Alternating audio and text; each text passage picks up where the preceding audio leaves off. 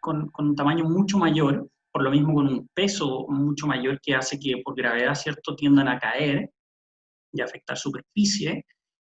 Sin embargo, también existe la generación de aerosoles y de microgotitas que se suspenden en el aire por mucho mayor tiempo. Ya esto ha sido, de nuevo, sujeto de estudio. Hay distintas teorías con respecto a esto, se han visto en distintos estudios, en distintas condiciones, pero en condiciones en las cuales no se afecta, ¿cierto?, por el ambiente, por lo que pueden ser corrientes de viento, etcétera, podemos ver que esto ha sido lo que ha determinado, ¿cierto?, estos 6 pies que le llaman los gringos, 1,8 metros, 2 metros, 1,5 metros, que es esta distancia social que tenemos que tratar de mantener, ¿cierto?, y respetar. Sin embargo, claramente esa distancia está mucho más pensada en estas gotas mucho más gruesas que hablan de las que pueden de alguna manera afectar y no considera, ¿cierto?, los aerosoles que en muchos casos se ha visto que pueden alcanzar incluso 8 metros de distancia. Ya hay estudios que incluso se han realizado aquí en Chile, en la Universidad de Concepción, que incluso hablan de 11 metros, por ejemplo, en condiciones de viento, etcétera, en condiciones de viento favorables incluso, podrían alcanzar incluso 11 metros de distancia, ¿ya? Lo cual habla de lo importante que es de este distanciamiento social, de el tratar de evitar de estar en contacto directo con las personas, sobre todo con personas que estén manifestando síntomas, ¿ya? Y bueno, obviamente es así que hemos visto que se nos ha exigido, ¿cierto?, por parte de la autoridad sanitaria, el uso, ¿cierto?, de tapabocas, de mascarilla, de barbijo, para evitar, ¿cierto?, y utilizarlo como barrera para evitar esto mismo, ya esta propagación muy alta, sobre todo en los casos de personas que estén siendo afectadas. Ahí se han realizado distintos estudios que demuestran, ¿cierto?, esta capacidad de poder detener, ¿cierto? También hay que tener en cuenta las características, ¿cierto?, de las mascarillas y etcétera, pero en ese sentido la barrera física que impone una mascarilla ayuda, ¿cierto?, a evitar esta propagación, sobre todo de los aerosoles también. Actualmente no hay evidencia, y esto lo conversamos y lo debatimos fuertemente en el webinar anterior, pero todavía esto se mantiene. No hay evidencia de que este coronavirus se pueda transmitir a través de los alimentos, ¿ya? Sí, principalmente la vía de contagio de este virus es a través de personas infectadas en contacto con otras personas, ¿ya? Y muchas veces por estos síntomas de tos, estornudos, etcétera, que luego entran en contacto con las personas, ¿ya? Esto ha sido manifestado de manera muy importante por parte de la Organización Mundial de la Salud, ¿cierto? En el sentido de hacer hincapié de que los alimentos no están siendo considerados como un vehículo de transmisión de este virus, ¿ya? ¿Cómo se transmite? Bueno, como le habíamos dicho, a través, ¿cierto?, en esta vía podemos ver, ¿cierto?, la generación de los aerosoles que pueden llegar hacia un individuo que pueda ser susceptible, ¿cierto? Luego tenemos estas droplets, estas gotas más grandes, ¿cierto?, que hablan también de que pueden ser susceptibles en contacto directo si yo estoy muy cerca de una persona que está tosiendo, una persona que está estornudando. Pero lo que puede ocurrir también es que estas gotas, ¿cierto?, tengan contacto con algún elemento, con algún material, ¿cierto?, que luego yo entre en contacto con mi mano y eso lo lleve obviamente a mi cara, a mi boca, etcétera, y ese contacto directo luego ya se traduzca en una contaminación. Es así que los alimentos podrían ser considerados como un elemento a considerar, ¿cierto? Y no solo los alimentos, sino también las superficies de contacto, ¿ya? Es ahí la vía de transmisión, esta vía de transmisión es donde estamos empezando a trabajar para ver, bueno, cómo poder mitigar ciertos efectos que puedan cierto, afectar la transmisión y aumentar la posibilidad de contagio, ¿ya? Hemos visto también información respecto a estudios que hablan de que el coronavirus, de nuevo, puede contaminar y sobrevivir en superficie. Ya vamos a verlo un poco más en detalle más adelante, pero los virus son capaces de poder de alguna manera subsistir, sobrevivir, ¿cierto?, en una superficie Y hay estudios que ya lo avalan, ¿cierto? Esto fue una investigación de Dormalen, Van Dormalen, que de hecho la Organización Mundial de la Salud lo tomó, es el estudio, ¿cierto?, que apareció en el New England Journal of Medicine, que apareció harto en las noticias, que hablaba, ¿cierto?, de cómo crecía, cuánto tiempo se quedaba en la superficie, y ahí de alguna manera empezó el pánico colectivo, ¿cierto?, sobre todo cuando incluso vimos que el virus era capaz de, por ejemplo, sobrevivir por 24 horas en cartón, ¿ya? Se hablaba, ¿cierto?, estas de 72 horas, hasta por 72 horas en superficies como plástico, ¿cierto?, y acero inoxidable, y 4 horas, ¿cierto?, bastante, o sea, menos en tiempo, en una superficie como cobre, que también tiene, ¿cierto?, las características de ser un material que puede presentar propiedades antimicrobiológicas, ¿cierto?, que eviten el crecimiento microbiológico. Sin embargo, así todo también tiene la capacidad de poder, de alguna manera, sobrevivir por un tiempo. Esto hay que considerar que todas estas pruebas, todos estos ensayos, se hacen en condiciones controladas de laboratorio, muchas veces con concentraciones que son muy altas, ¿ya? Que buscan de alguna manera evaluar, ¿cierto?, el efecto en una situación de alta carga y probablemente en condiciones de control de ambiente, ¿ya? Aquí hay temperatura controlada, aquí hay humedad relativa controlada en el ambiente, lo cual claramente también nos dice que muchas veces no es tan extrapolable a situaciones de la vida real, ¿ya? Muchas veces se habla de que incluso en el ambiente podemos tener efectos de la radiación, ¿cierto?, UV, que pueden estar afectando, y lo vamos a ver un poco más adelante, ¿cierto?, la sobrevivencia del virus, cuando, por ejemplo, son expuestas las superficies a los rayos del sol, etc., ¿ya? Pero es importante mencionar, ¿cierto?, que desinfectantes domésticos comunes podrían eliminar este virus de manera fácil, y lo vamos a ver un poco más adelante en detalle cuáles podrían ser. ¿Puede el virus crecer y sobrevivir en alimentos? No puede crecer, ¿ya? Eso es un poco uno de los temas a evaluar. Por el momento no hay evidencia viable que el virus pudiese crecer, se pudiese reproducir, ¿cierto? Esto un poco se diferencia con las bacterias, por ejemplo, que las bacterias en general, cuando están en contacto con los alimentos, son capaces de crecer. Y esto ocurre básicamente porque los virus requieren de un huésped vivo, ¿ya? Requieren en este caso, por lo mismo, para multiplicarse, un huésped vivo, que puede ser en este caso una persona o puede ser un animal, ¿ya? Por lo mismo, es muy importante esto considerarlo. Sin embargo, como ya lo dijimos, ¿cierto?, pueden sobrevivir en objetos y en superficie. No se sabe mucho a cuánto tiempo podrían sobrevivir en alimentos. Todavía no hay evidencia que lo esté, que avale, por ejemplo, y que haya estudiado esto, pero probablemente va a ser uno de los temas a ir evolucionando en la investigación en el corto plazo. Y tampoco se sabe la cantidad, ¿ya? O sea, la concentración de este virus, la carga viral de este virus, por así decirlo, que pudiese ser responsable para enfermar a una persona, ¿ya? ¿Cómo controlar el virus, cierto? Bueno, hablamos de la desinfección, ¿ya? Esto es uno de los temas más, de alguna manera, reconocidos para poder higienizar una superficie, en las cuales se ha hablado que en el caso del hermano del COVID, del SARS-CoV, que es el hermano, ¿cierto?, de este coronavirus, el coronavirus actual, se hicieron estudios en los cuales, claro, una superficie, una higienización, una desinfección con hipoclorito de sodio al 0,1, peróxido de hidrógeno 0,5 y etanol entre 62 y 71, generalmente sobre 70 es lo ideal, pero estudios hablan de que podrían reducir significativamente esta inefectividad de poder sobrevivir en superficies.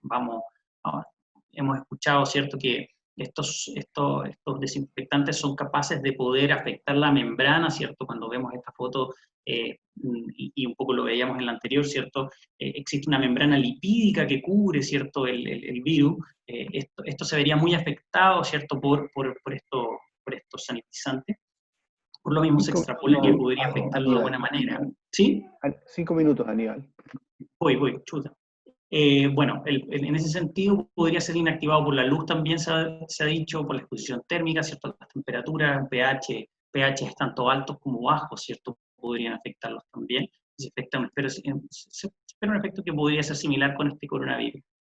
¿Cómo controlarlo? Bueno, lavado de manos, 20 segundos lo hemos escuchado bastante, y por sobre todas las cosas, estos 4 pasos, como son limpiar, separar, cocinar y enfriar, ¿ya? Vamos a volver un poco a lo básico para poder controlarlo. La situación actual, ya lo sabemos, ¿cierto?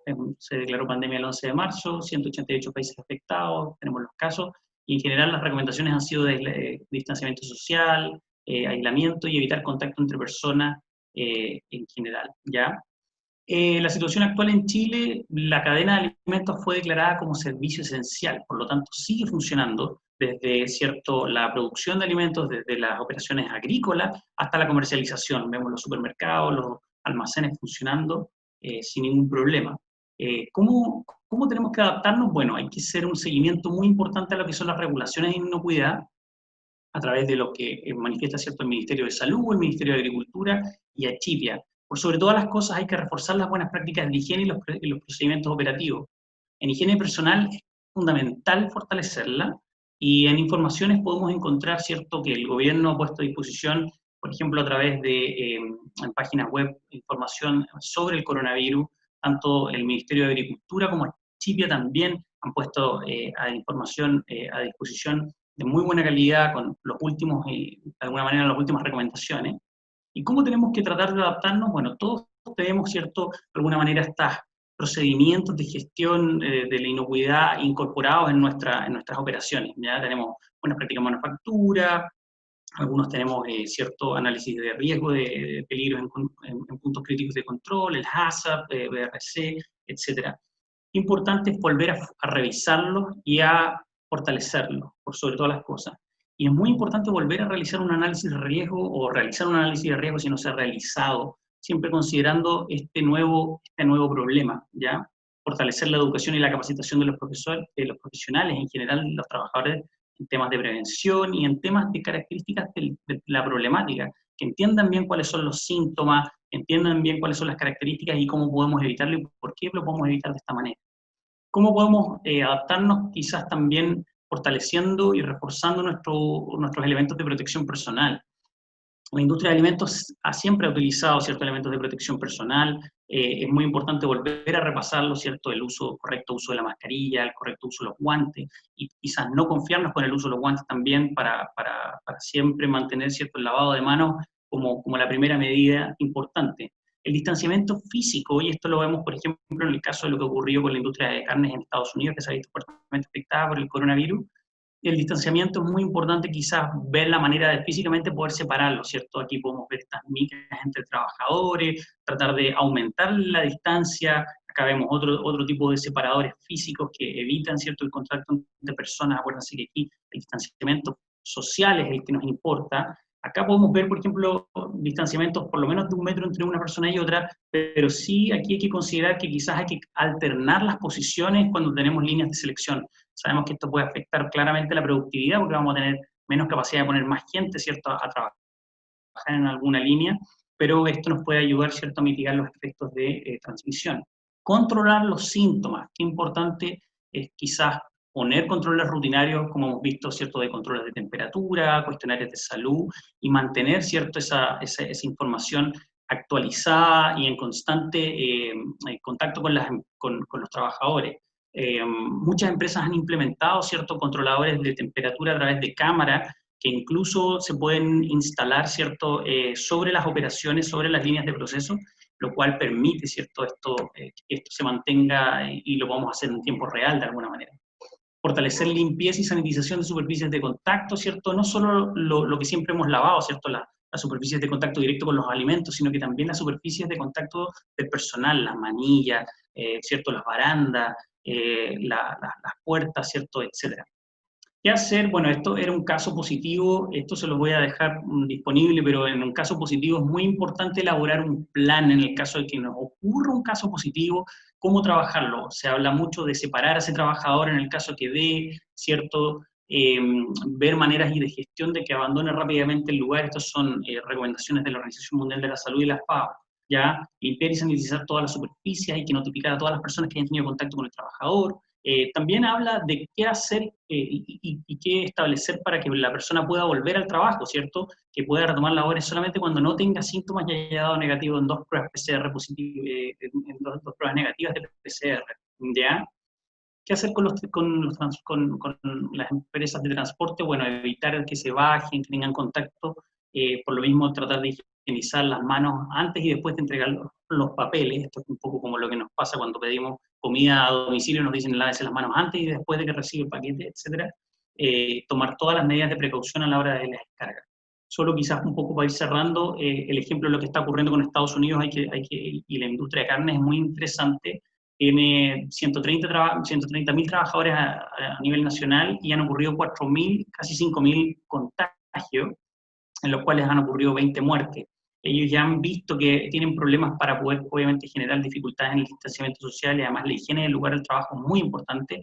Es así que se han tomado estas medidas que, como les comentaba, de poner estas pantallas entre ellos, tratar de fortalecer esa distancia entre trabajadores, ¿ya? Solo un poco para cerrar, es fundamental proteger la salud de estos trabajadores, ¿cierto? De la producción, tenemos que mantener la cadena funcionando. Una de las recomendaciones de la Organización Mundial de la Salud es que la industria de alimentos no puede parar, es muy importante mantener la cadena en funcionamiento. Hay que reforzar las medidas de higiene del personal, de todas maneras, hay que generar programas de capacitación, esto lo hemos hecho siempre. Yo creo que la industria de alimentos está muy bien preparada en el sentido que siempre hemos estado en educación constante con nuestros trabajadores, hay que seguir fortaleciéndola y en este caso incluyendo, ¿cierto?, esta nueva problemática. Fortalecer nuestro sistema de gestión de inocuidad y obviamente mantenernos actualizados respecto a las nuevas recomendaciones, medidas y regulaciones. ¿Ya? Muy importante. No sé si anduve bien con el tiempo, Michelle, pero eso sería todo por mí. Muchas gracias, Aníbal. Sí, estamos bien con el tiempo, tenemos espacio, incluso podemos hacer una o dos preguntas. Si alguien quiere hacer alguna consulta a Aníbal, puede utilizar el chat para ello.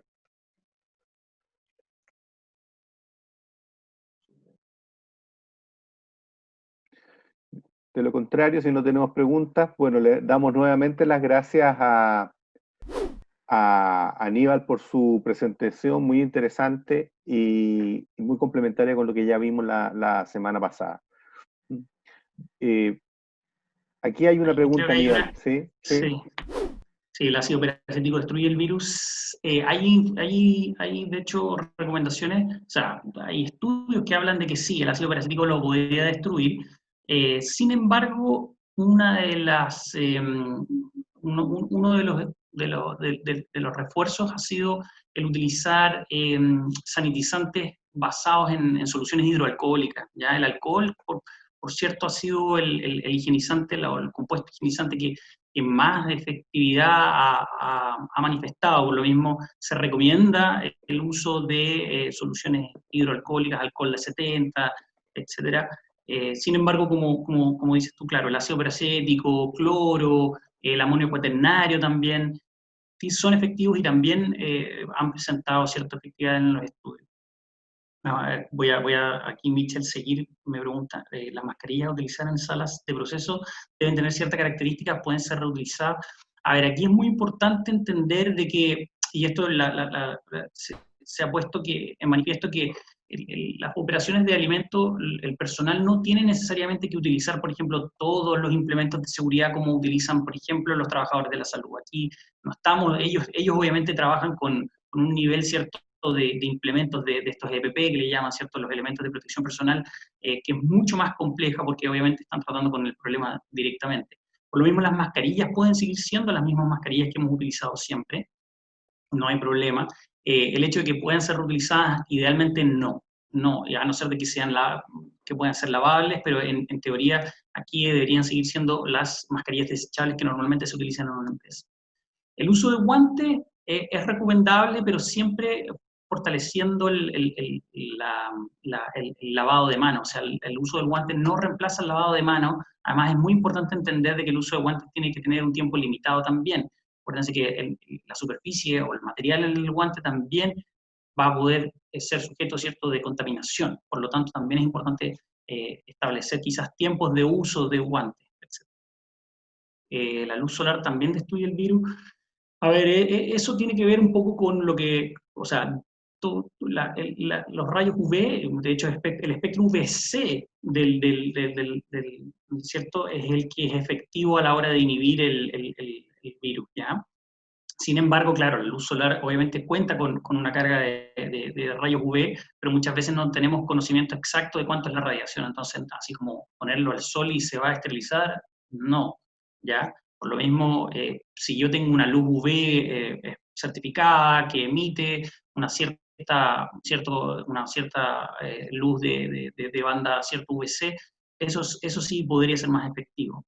De hecho, hay algunas empresas que ya están empezando a comercializar luces UV para poder sanitizar superficie. Yo también me quedaría más con la higienización utilizando alcoholes, soluciones hidroalcohólicas, etc. Bien. A ver, no sé si me alcanza el tiempo, Michelle, porque hay varias preguntas. ¿Qué opinas del uso de amonios cuaternarios? Sí, a ver, sabiendo que este compuesto está en salida, claro, a ver, aquí nos encontramos con muchos temas asociados a que la industria de alimentos ya se venía cuestionando el uso ¿cierto? De químicos para la sanitización. Los cloros, ¿cierto? Los amonios en general, de repente generan, cuando son mal utilizados, a todo esto, entender de que también a eso ha generado un problema. Las intoxicaciones por cloro han aumentado. Es muy importante conocer, ¿cierto? Las dosis y las concentraciones a utilizar. Siempre que sean efectivas, ¿cierto? Y que estén validados, es muy importante utilizarlo. Eh, Obviamente que hay compuestos que quizás en otros mercados pueden ser no tan recomendados, pero para efectos de lo que tiene que ver con el COVID, como les digo, las soluciones hidroalcohólicas son las que más han dado resultados. Bases de papel, sí, bueno, ahí la verdad que se habla mucho de generar estas, por ejemplo, una brisa, una bruma, asperjar de alguna manera los materiales, pero de nuevo, ahí la posibilidad que puedan tener en cartón, que pueda crecer, tampoco es muy alta. Hay que tratar de quizás atacarlo antes y evitar de que entre a nuestra operación.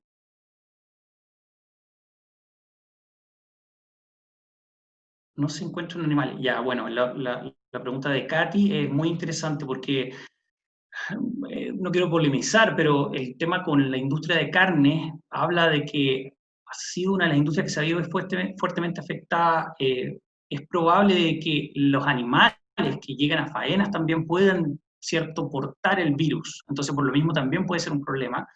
Claramente los animales pueden portar este virus, este tipo de virus. Acuérdense de la gripe aviar, que también era el H1N1, que también, en este caso, era aves, ¿cierto? Los animales pueden portarla. Entonces, por lo mismo, las operaciones que trabajan con animales tienen que tener mucho cuidado. Pero a diferenciación de lo que puede ser un animal vivo, un animal muerto, eso no está, de alguna manera, seguimos de alguna manera con el convencimiento de que no existe la posibilidad de transmisión a través del alimento. ¿Ya? Bien, estamos en el tiempo, Aníbal. Vale. Vamos a las otras preguntas las vamos a responder por interno vía correo electrónico para no abusar de la paciencia de Andrés que está esperando ahí. Sí. Muchas Vale. gracias de nuevo, Aníbal. Sobre la transmisión zoonótica, hay que decir que no hay ninguna evidencia, ¿no? Los animales no transmiten el COVID, lo que sí podría haber al igual que un embalaje o una caja o una cinta transportadora en la industria de alimentos que podría estar contaminada con el virus y podría entrar en contacto con alguien y ese alguien podría infectarse, ese podría ser el mecanismo. Zoonótica, hasta aquí, transmisión de animales domésticos, animales productivos hacia los trabajadores no se ha reportado. Se ha reportado algunos casos de gatos que han tenido presencia de COVID, que no han hecho la enfermedad, pero y de tigres en el zoológico de Nueva York, se sospecha que son los cuidadores los que han contagiado a los animales y no al revés. Bien, estamos en el tiempo. Muchas gracias de nuevo, Aníbal. Muy interesante la presentación y las preguntas. Le vamos a dar la palabra entonces ahora a Andrés Chechman. Él es analista senior de investigación en Euromonitor Internacional, una empresa por todos nosotros muy conocida en relación a la generación de información en torno a los temas de interés para el desarrollo de la industria. Y Andrés nos va a presentar una mirada del impacto del COVID en la industria de los alimentos procesados, ¿sí? En la perspectiva de cómo esto puede llegar a afectar o va a afectar en el mediano plazo el desarrollo de la industria de este tipo, en este tipo o en esta categoría de productos. Le doy la palabra a Andrés. Muchas gracias. Hola, buenos días, ¿cómo están? Voy a compartir mi pantalla. A ver. Bueno, ahí están viendo.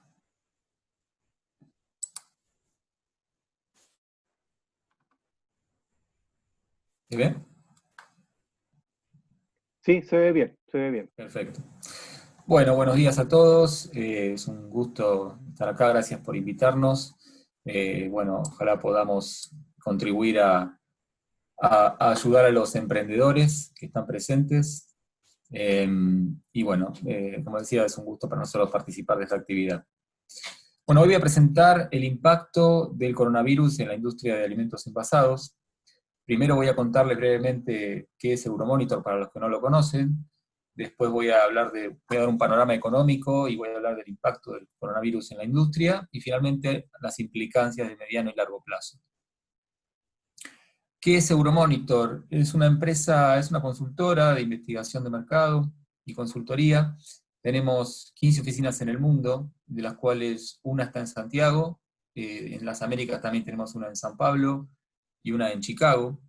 Además de oficinas, tenemos analistas en más de 100 países del mundo, y eso nos permite entender qué está pasando en varios países del mundo.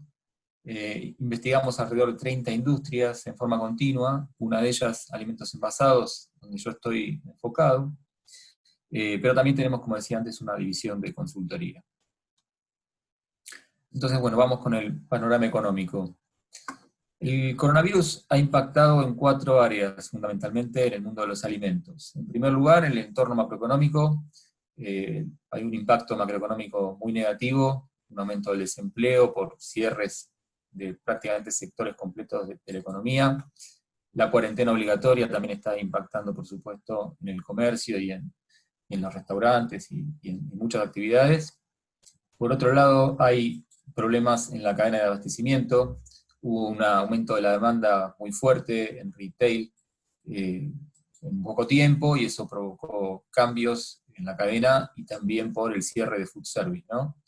Después también hay posibles restricciones al comercio exterior y por el cierre de fronteras, por un tema de seguridad que complicaría más la situación, pero todavía no ha sucedido. Después hay un cambio fuerte en los canales de distribución. Como decía, se cerró el food service prácticamente, y también los canales institucionales, o sea, oficinas, escuelas, y por eso hay una migración de ocasiones de consumo al hogar.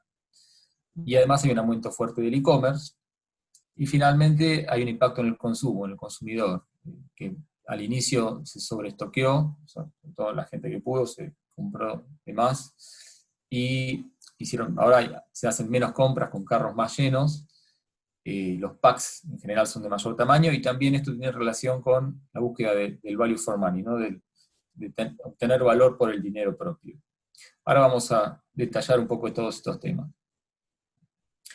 Bueno, en cuanto al entorno macroeconómico, como decía, el sector de food service es uno de los más impactados. Este es un artículo del Diario Financiero, donde vemos que el dueño del restaurante Don Peyo, que muchos lo deben conocer porque es un restaurante muy tradicional de acá de Santiago, dice: la pandemia nos vino a liquidar a todos, la industria gastronómica completa ya estaba de rodillas desde octubre. Y lo que dice es que las ventas por delivery, que es como la alternativa que hay ahora, no alcanzan ni el 10% del total anterior. Entonces, es un ejemplo que muestra los problemas de este sector, ¿no? Otro sector muy afectado es el sector turístico, que si bien no es un sector de alimentos, sí impacta en toda la economía, ¿no? Porque es un sector importante de la economía que, al estar prácticamente cerrado, también afecta a la economía en general. Y acá hay un caso que ilustra lo que está pasando, que es un tweet de Marriott, de la cadena Marriott de hoteles, donde el CEO explica la situación y dice que es la peor crisis en 92 años de Marriott, que el impacto económico es más fuerte que el 9/11 y la crisis financiera de 2009 combinados, que en esos momentos tuvieron una caída del 25% en facturación promedio en el mundo, en el peor trimestre, y en este caso cayó entre un 75 y un 90% de la facturación, o sea, mucho más, que cientos de hoteles cerraron. Y bueno, y como nota final de optimismo dice que lo que ocurre en China, que ya está saliendo de la pandemia, les trae un poco de optimismo. Entonces, así como el turismo, el food service, el entretenimiento, todos esos sectores están con problemas, bueno, eso va a impactar finalmente en el Producto Bruto Mundial. Acá vemos una comparación entre el Producto Bruto que se esperaba, el crecimiento del Producto Bruto que se esperaba antes del coronavirus a principio de año, para 2020, que era alrededor de un 3%, y hoy, después del coronavirus, se espera mínimamente una caída del 3%, y una recuperación en 2021, que va a depender también de si se encuentra la cura, la vacuna, ¿no? Y en Chile sucede algo parecido. Para este año se esperaba un crecimiento de alrededor del 1% antes del coronavirus, y hoy se espera una caída de un 4% del Producto Bruto. Esto va a tener también efectos sobre el desempleo. El desempleo en Chile ya venía creciendo de 2015 hasta el 2019, y había llegado a un 7%, pero para 2020 ya se espera mínimamente un desempleo de un 9%, casi en promedio. Y en Estados Unidos, para tomar un caso también importante, acá el desempleo venía cayendo hasta 2019, había llegado a un 3,5% en 2019, y hoy, para 2020, se espera un desempleo de más de un 10%, para que tengan una noción de lo que está pasando.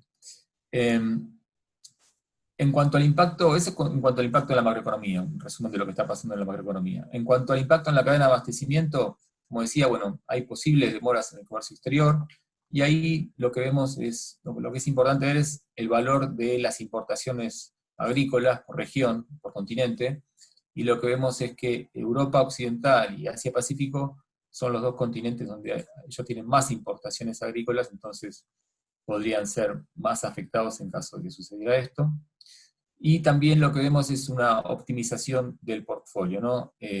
Hay un foco en los principales SKU de parte de las empresas porque tienen que abastecer la mayor demanda, y los nuevos productos están en suspenso. Hay un ejemplo que es el de Arla en el Reino Unido, que suspendió la venta de sus cartones de leche de medio litro y también la leche descremada para poder aumentar la producción total. Otro ejemplo, Conaprole en Uruguay tuvo que usar envases que estaban destinados a la exportación. Entonces, en las góndolas de los supermercados de Uruguay era posible ver estos cartones con letras en idioma chino, y Conaprole tuiteó, lo comunicó a través de Twitter para tranquilizar a la gente, y comunicó que son envases que inicialmente estaban destinados a la exportación, y muestra estos desacoples en la cadena de abastecimiento, ¿no? En tercer lugar, el tema de la transferencia de los canales, la migración de los canales. Hay millones de ocasiones de consumo de alimentos que migraron desde los restaurantes al hogar y a través del retail, y también del canal institucional, o sea, de oficinas, escuelas, como decía antes. Los niños están en la casa, entonces, y la gente también, entonces todas esas ocasiones de consumo que antes se daban en cafeterías de oficinas y en comedores de escuelas, ahora se dan en la casa, y la gente compra más en retail por eso, ¿no? Sobre todo alimentos básicos, arroz, pastas, aceite, todo lo que sirva para cocinar también. Y por eso Packaged Food es una de las industrias de mayor crecimiento en 2020. Este gráfico lo que muestra es una serie de industrias que nosotros investigamos en Euromonitor y el crecimiento esperado, y si bien, bueno, la situación es muy negativa, sobre todo para muchas industrias, por lo menos para lo que es alimentos envasados, es una de las industrias que no le ha pegado tanto el coronavirus, excepto en algunas categorías, ¿no? Pero las categorías más básicas están tirando del carro de toda la industria del packaged food, y al final va a haber un crecimiento mayor que el que hubo en 2019. En 2019, a nivel global, la industria creció en facturación un 1,6%, y para este año, en el escenario base, se espera un crecimiento de más del 8%. Fresh food, también un crecimiento alto, pero no tanto porque la gente confía más en los alimentos envasados, y además porque es posible estoquearse de alimentos envasados más, y no tanto de fresh food, ¿no? ¿Y cuáles son las categorías de packaged food más afectadas por el cierre de food service? Bueno, aquellas donde la participación de food service es mayor. No para todas las categorías food service pesa lo mismo. Entonces, por ejemplo, acá tenemos el peso relativo de food service para cada categoría de producto. Hay categorías, por ejemplo, como por ejemplo las papas fritas congeladas, donde es muy importante el canal food service, sobre todo por la comida rápida, ¿no? Esos sectores, acá dice vegetales y frutas procesadas, va a estar más afectado por el cierre de food service que otros, ¿no? Y dentro de retailing está creciendo en gran medida el e-commerce. Este gráfico muestra la situación en América Latina antes del coronavirus, hasta 2019, y el canal de e-commerce pesaba muy poco todavía, si bien era el que más crecía. Pero hoy por hoy va a pegar un salto. Los sitios de e-commerce multiplicaron la operación hasta 6 veces en abril, dice un artículo del Diario Financiero. Eso es más o menos lo que está en conversación, es el grado de aumento del e-commerce que ha habido, ¿no? Pero ante este aumento, no todos los países contaban con una gran infraestructura. Acá vemos algunos países, China, Corea del Sur, Chile, Estados Unidos, España y el Reino Unido, cómo se distribuye la venta por canal. El color celeste muestra e-commerce. Fíjense que China y Corea del Sur tenían ya muy desarrollado el e-commerce.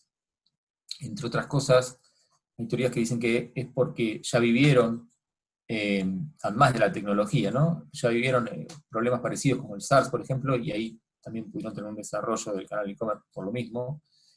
En Chile no es tan desarrollado, como veíamos antes, el canal de e-commerce, en otros países tampoco, pero ahora sí, bueno, van a desarrollarse. Pero el hecho de que no haya habido hasta ahora una gran infraestructura ha provocado problemas. La demanda superó la capacidad de los supermercados al inicio. Este es un artículo del diario El Cronista de Argentina, donde dice que desbordados por la demanda, los supermercados invierten en logística para reducir las demoras en entregas.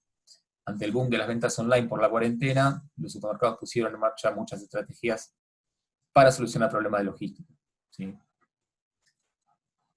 Y además, muchas empresas, por estos problemas, entre otras cosas, que tenían los supermercados para abastecer la demanda y las demoras en las entregas, lanzaron sus propios sitios de e-commerce también para buscar un canal de compensar la pérdida de venta, ¿no? Castaño es un ejemplo, que ahora hace muy poco lanzó un sitio donde uno puede pedir en este sitio pedidos.castaño.cl, también por Uber Eats.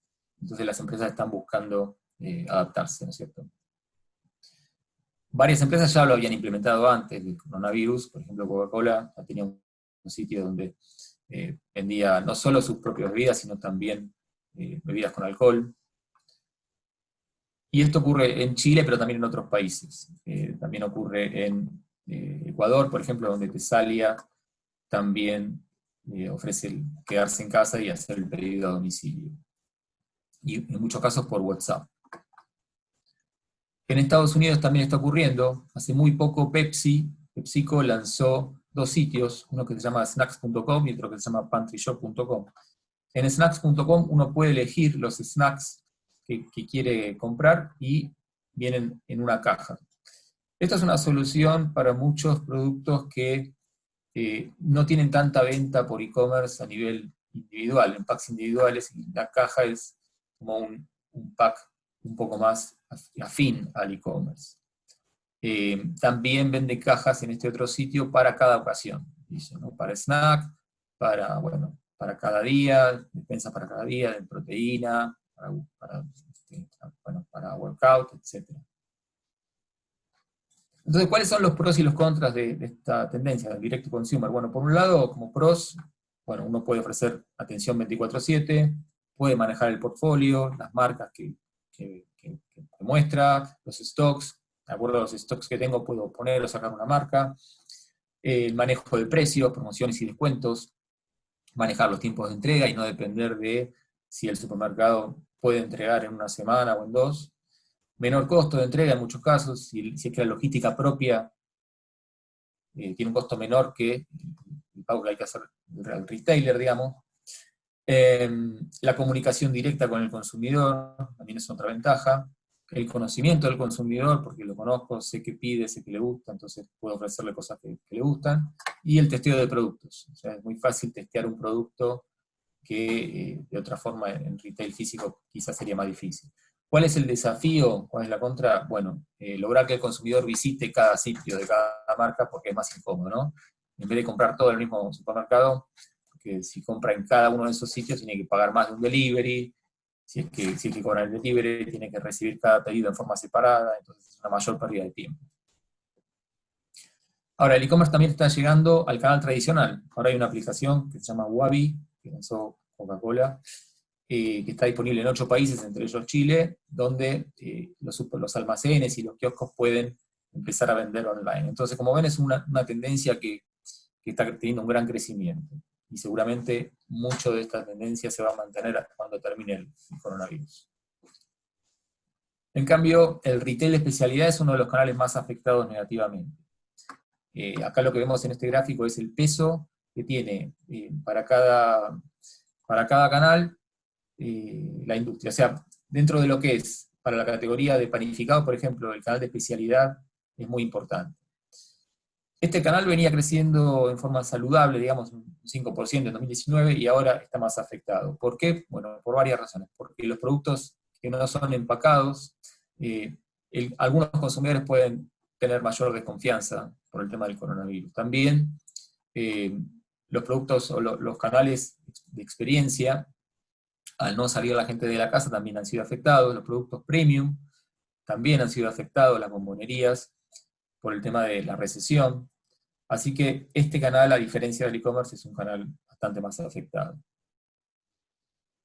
Bueno, el stockpiling, ya refiriéndose a consumo y a consumidor, fue una reacción que hubo al inicio, generó crecimiento de ventas de productos no perecederos. Alimentos no perecederos, congelados, fueron los que más se sobreestocó la gente. En segundo lugar, los lácteos, porque solo parte de los lácteos son no perecederos. Y en tercer lugar, los snacks, pero solo algunos tipos de snacks, las galletitas, algunos chocolates por un tema de indulgencia, para darse un gusto en el medio del encierro, pero no todos. Y lo que vemos a la derecha es un gráfico que está construido en base a una herramienta que tenemos en Euromonitor que se llama VIA, que lo que hace es mirar millones de SKU diariamente en sitios web de retailers en el mundo, y lo que se ve es que para la pasta seca, el porcentaje de fuera de stock fue subiendo desde inicios de marzo hasta principios de abril en varios países del mundo, en Italia, en España, en Estados Unidos y en Inglaterra. Ha habido un fuera de stock más alto porque la gente se sobreestoqueó. Otra tendencia que está viendo es que la gente está cocinando más en la casa. Fíjense que un artículo de Mercurio hace un tiempo decía que las máquinas de hacer pan se dispararon la venta durante la pandemia, hoy es muy difícil conseguir una máquina de pan. También creció la venta de harina, de levadura, de aceite, todo lo que sirve para cocinar. Los snacks de impulso y los productos on the go han sido afectados por el cierre de los kioscos, porque la gente no sale de la casa, porque la gente va menos al supermercado físico, entonces está menos en contacto con los checkouts, y también por menos reuniones de trabajo y menor necesidad de combatir el mal aliento y menor consumo on the go, han sido afectados todos los productos que vemos en las fotos, ¿no? Chicles, caramelos, pastillas, etc. Barritas de chocolate, etc. Y también otra cosa que está pasando es que hay menos reuniones y celebraciones, tanto de cumpleaños infantiles como de celebraciones y reuniones de adultos, y eso también está afectando a productos que tienen mucho de su consumo asociado a estas ocasiones, como por ejemplo todo lo que es snacks salados, y también, bueno, caramelos, dulces, chupetines, etc.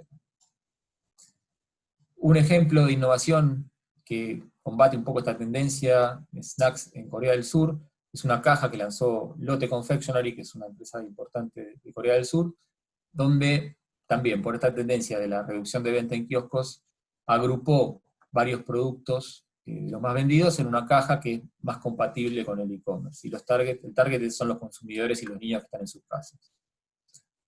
Entonces, para resumir la primera parte, el COVID ha impactado en el entorno macroeconómico, en la cadena de abastecimiento, en los canales de distribución y en el consumo. Y ahora vamos a ver las implicancias de mediano y largo plazo.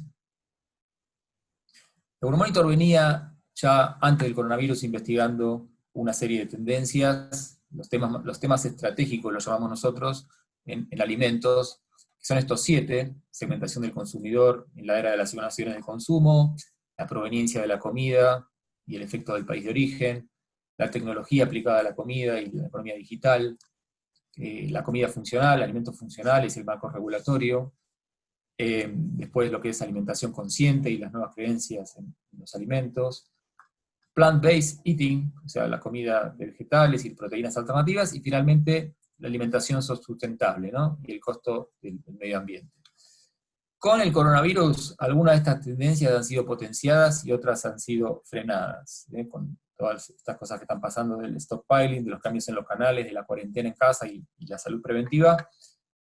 Varias de estas tendencias han sido potenciadas, como por ejemplo la nueva ecuación de valor, o sea, acá lo que vemos es un incremento del value for money. Back to local, la gente busca más apoyar a la economía local por la recesión, pero también porque confía más en los alimentos locales. Food delivery, como dijimos recién, el e-commerce está creciendo muchísimo. Food as medicine, o sea, la comida como medicina. La gente busca en los alimentos productos que le den inmunidad.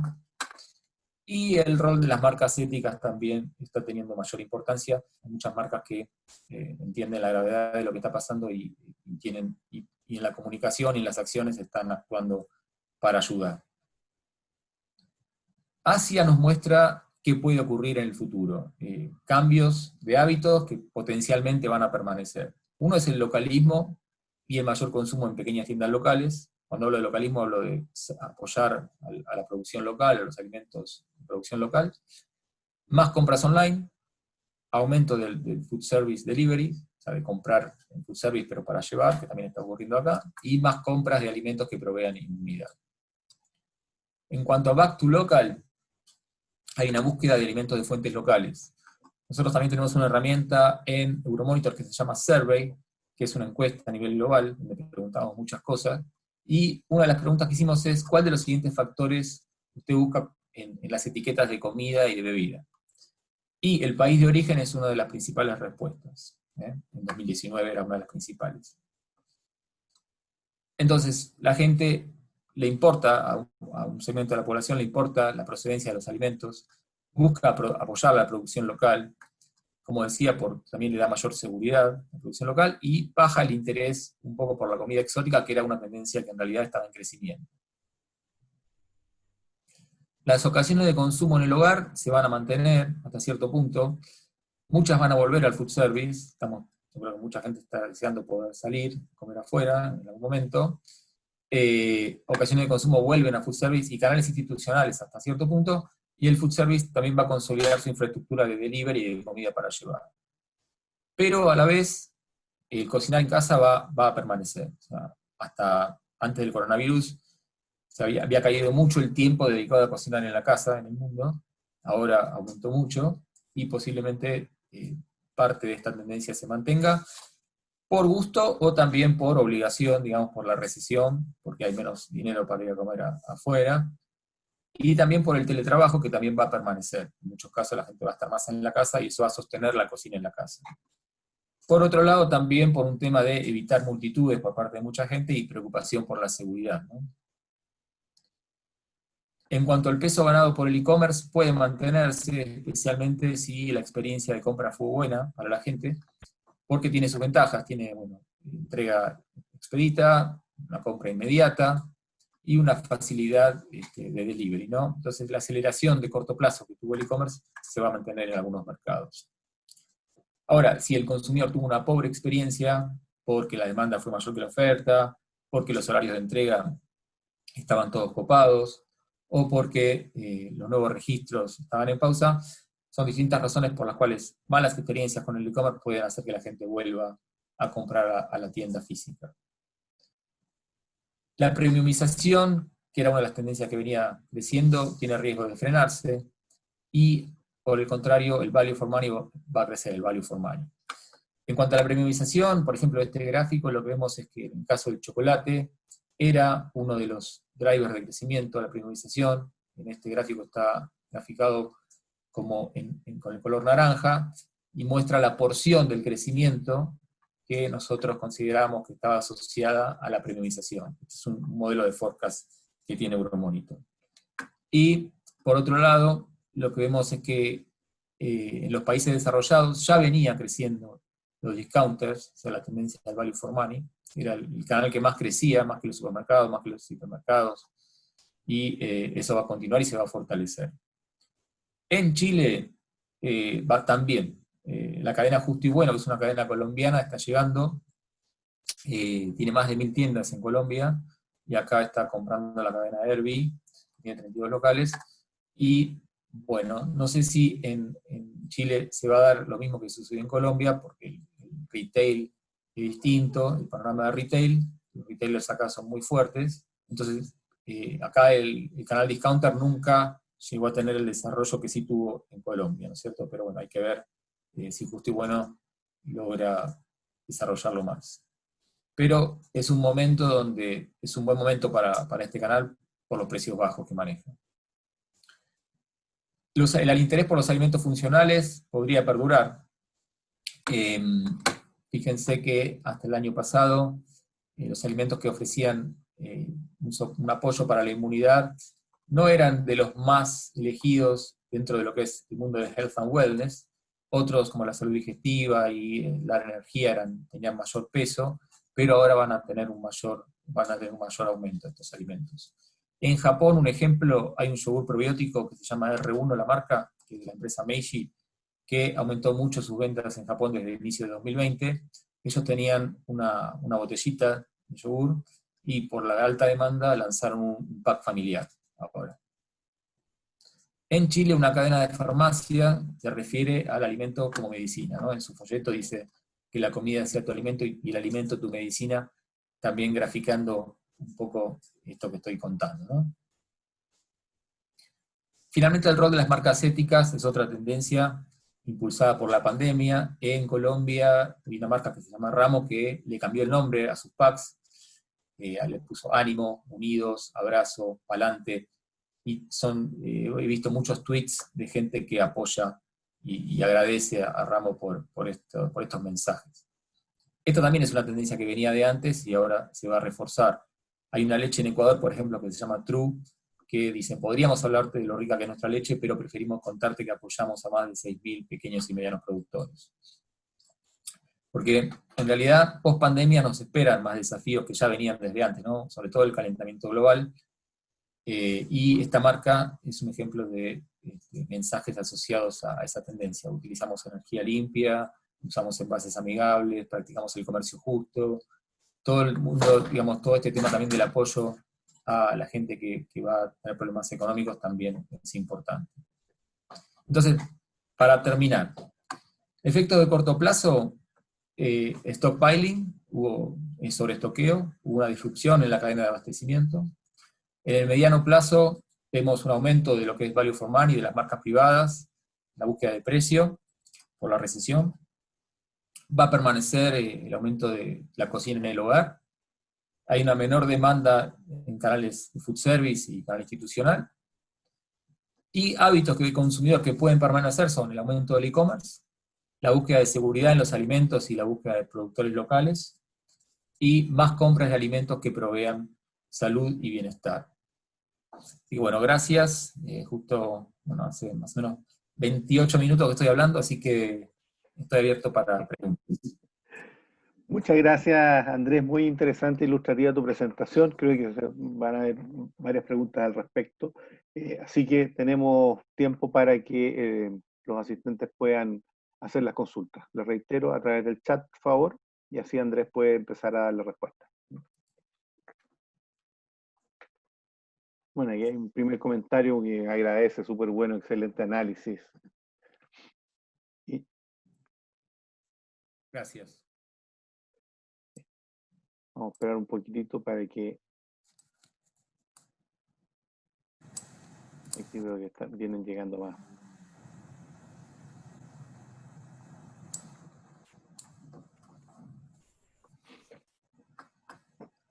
Bueno, por lo pronto todos agradecen y dicen que está todo muy claro, así que... Bueno, por ahora todas buenas noticias. Sí, no no, efectivamente fue muy interesante, muy ilustrativo y además muy complementario con lo que nos planteaba Aníbal en un principio. Sí, Es interesante también aquí el componente regulatorio, Andrea, porque tú en algún momento lo mencionaste, pero esto también va a significar un ajuste muy importante desde el punto de vista de los marcos regulatorios. Tú mencionaste al final de tu presentación una publicidad de las farmacias NOV en Chile, que es una farmacia de productos naturistas, ¿no? Y que sí, dice que tu alimento sea tu medicina. Bueno, ahí sí, tenemos un tema regulatorio muy complejo, porque efectivamente en Chile y en prácticamente todos los países del mundo hay una barrera infranqueable entre alimentación y medicina, digamos, ¿no? sí, Y los alimentos como promotores de la salud es una cosa y alimentos como medicina es otra. Sin embargo, parece que sí. esa barrera empieza a socavarse de algún modo en estas nuevas contingencias. Así es. Hay dos tendencias ahí en el tema del marco regulatorio. Una es la comida como medicina y ahí lo que se incluye son alimentos que está comprobado científicamente que ayudan. Hay alimentos que está comprobado que científicamente mejoran la salud o previenen la salud. Después hay otra tendencia que es la comida con claims funcionales, donde ahí incluimos alimentos que no necesariamente tienen una comprobación científica, pero que igual hay alimentos que afirman, bueno, este alimento te ayuda a dormir mejor, por ejemplo. Y entonces hay de las dos cosas. Y sí, en cuanto a marco regulatorio, también otras tendencias que veíamos era, bueno, todo el tema del etiquetado, ¿no? Que fue un importante momento. Y el e-commerce, Eh, ¿eh? El delivery y el e-commerce van a requerir seguramente un upgrade regulatorio muy importante, porque el delivery y el e-commerce de alimentos está fuera de la regulación alimentaria normalmente en los países. Y esto va a presionar y va a acelerar una conversación que ya venía de la necesidad de cómo los reglamentos sanitarios de los alimentos en los países y el propio COEX se hace cargo de esta nueva forma de consumo. sí, sí, sí. Mira, justamente ahí Andrea Sofía pregunta por las regulaciones en el delivery, si tienen algún antecedente.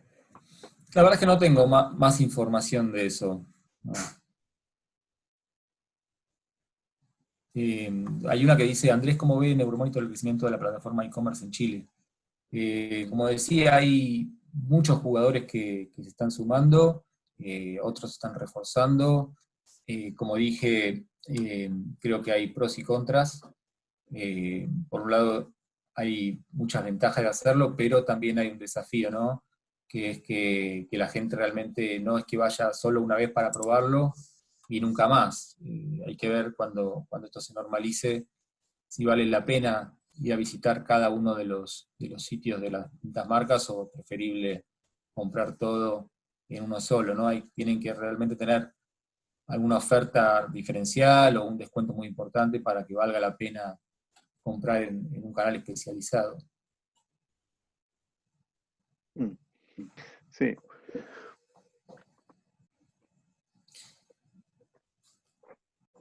Veo que hay mucha reacción al tema del tema regulatorio y la necesidad de abordar el tema del delivery. Efectivamente, Sí, creo que es un gran desafío. Y sí, los otros, el tema regulatorio lo hemos visto más hasta ahora relacionado con todo lo que está haciendo el gobierno y los gobiernos en general de Latinoamérica para combatir la obesidad.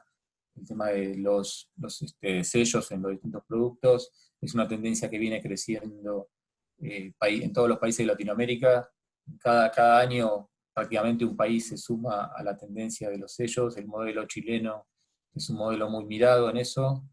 Eh, También el modelo ecuatoriano del semáforo. Entonces, nosotros, más que nada, el tema regulatorio lo enfocamos desde ese punto de vista, ¿no? El tema de combate con la obesidad y de los sellos bueno, que avisan del exceso de azúcar, exceso de sal, exceso de mm, sodio, de calorías, exceso de grasas. Ese es donde más foco le hacemos. Me preguntan si tienen acceso a la presentación, si yo voy a enviar la presentación a Daniela para que entiendo que la van a compartir, ¿no? sí, claro, las presentaciones las vamos a compartir, por eso es importante que nos dejen su correo electrónico aquí en el chat y así nosotros poder hacerles entrega del material. Aquí hay una pregunta, Lorena Marchán pregunta, ¿el uso de Sí, tecnología antigua, blockchain en trazabilidad de productos surge como una tendencia? Bueno, acá Yo creo que no Sí, solo el blockchain, sino que las tecnologías digitales, las tecnologías de interoperabilidad de datos, las tecnologías de sensorización, las tecnologías de robotización, todas estas van a tomar un nuevo impulso o una aceleración en su progresión con estos sí, impactos de la pandemia. sí, sí, era una tendencia que ya venía, nosotros la llamamos Digital Traceability, y sí, es una tendencia que ya venía creciendo, y claro, si esta tendencia va a permitir que la gente confíe más en el producto, porque va a saber exactamente de dónde viene, va a crecer. Hay un ejemplo que es un chocolate de Ecuador que se llama The Other Bar, que, claro, ahí tiene un código QR, el envase, que uno lo puede escanear y puede saber exactamente quién cultivó ese chocolate, ¿no? Es un caso de Ecuador también. Mm. Aquí te preguntan qué piensas tú de la comida al vacío, si es que podrá crecer la comida al vacío. Yo creo que sí, porque también, no soy experto, pero entiendo que también da mayor seguridad, entonces me parece que puede tener un crecimiento por ese lado, ¿no? Por el tema de que la gente confíe más en eso. Claro, finalmente todas las tecnologías que permitan generar mayor confianza, más Ujú. transparencia y más información van a tener un espacio importante en el comercio de alimentos. Exacto. Aquí citan a Hipócrates, dicen que tu alimento sea tu medicina. ¿Sí? Sí. Es cierto, Eso, el bueno, tema es, el folleto dice eso, ¿no? El folleto mm, dice que es frase de Hipócrates.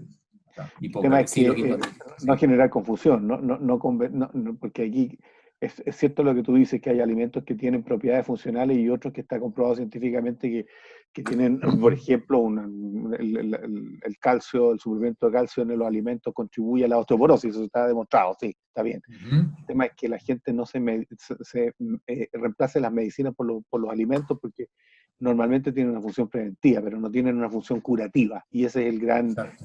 el gran problema, ¿no? ¿Mm? Exacto, sí hay una tendencia a tratar de prevenir la salud, ¿no? De prevenir problemas de salud a través de los alimentos.